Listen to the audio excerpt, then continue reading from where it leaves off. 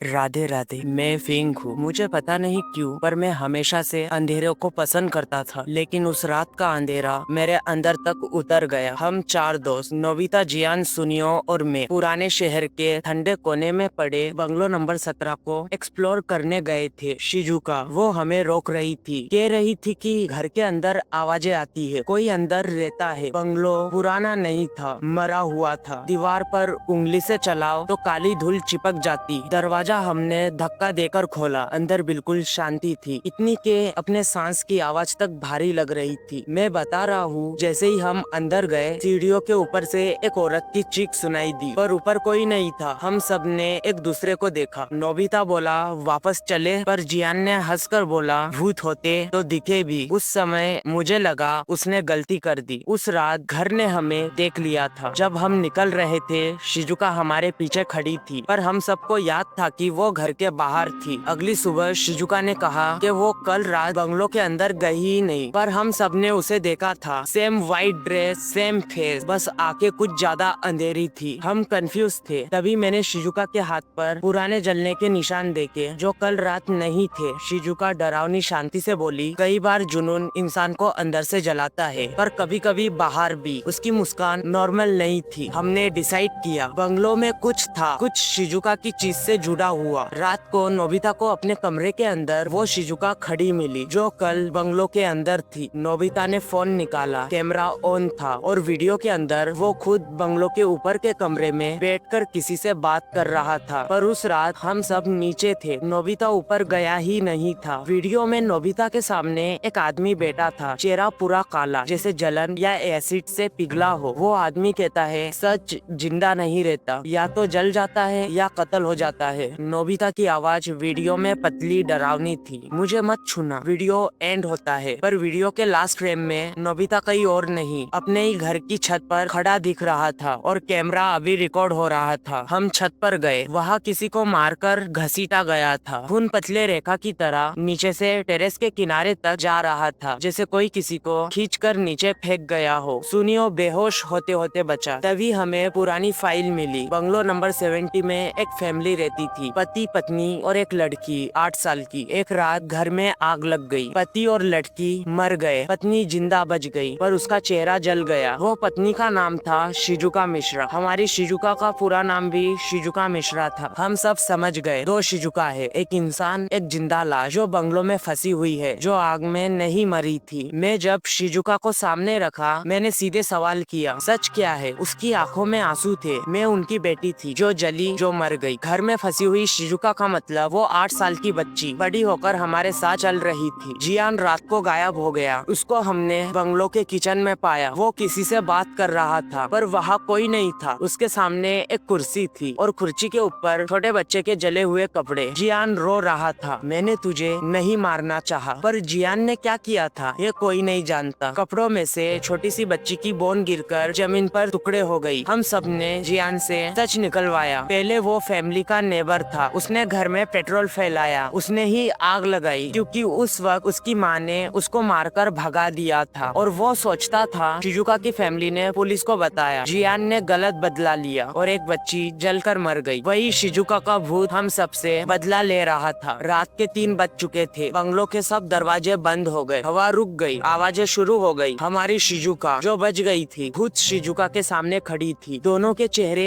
एक जैसे, एक जिंदा, एक जल के बची हुई। बच्ची वाली शिजुका बोली, तेरा दर्द जिंदा है, मेरा दर्द जल चुका। उसने जियान की तरफ देखा और घर में अंधेरा हो गया। सिर्फ एक चीख सुनाई दी, मैं फिंग, सिर्फ मैं ही वहाँ से जिंदा निकला। पर जब मैं अपना फोन अनलॉक करता हूँ, मेरे फ्रंट कैमरे में मेरे पीछे वो छोटी शिजुका खड़ी होती है। मैं बात करते वक्त कब से उसके साथ चल रहा हूँ, ये मुझे अब पता चला। और अपना ध्यान रखो। Bye bye.